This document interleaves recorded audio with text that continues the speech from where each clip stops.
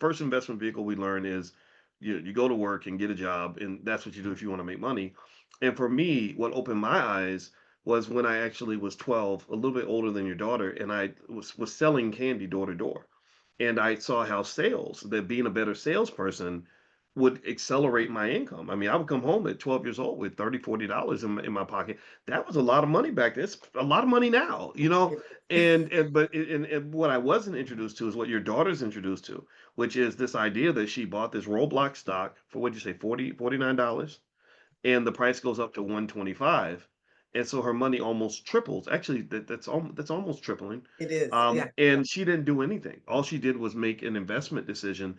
And I like what you're doing because you're really shaping her thought process. So when she gets older and she says, "Gosh, I need some money. What am I going to do?"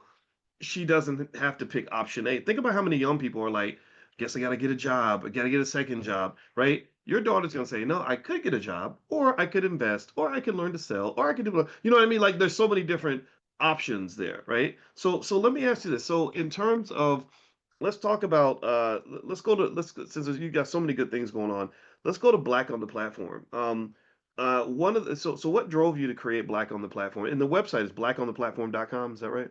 Yes. And I know Okay. there's sisters in the chat who are dropping the link, so thank you. Yes. Um, I want to say, just to respond before we go to that, it is so important that we learn patience. If my daughter would have invested that $49 and waited a week, she wouldn't have seen that Mm, profit.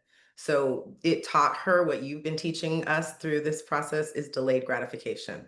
And that's mm, hard for children. And I think investing in stocks is a great way to teach that because they have mm. to be patient and go with the ups and downs.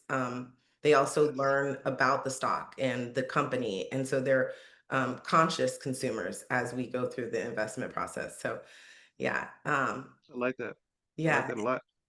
thank you. So what started Black on the Platform, I would say it was something that I felt in my spirit. My friend and I, Crystal, we were meeting every month, once a month, to look at our finances. We were figuring out ways to get out of debt, how to budget better.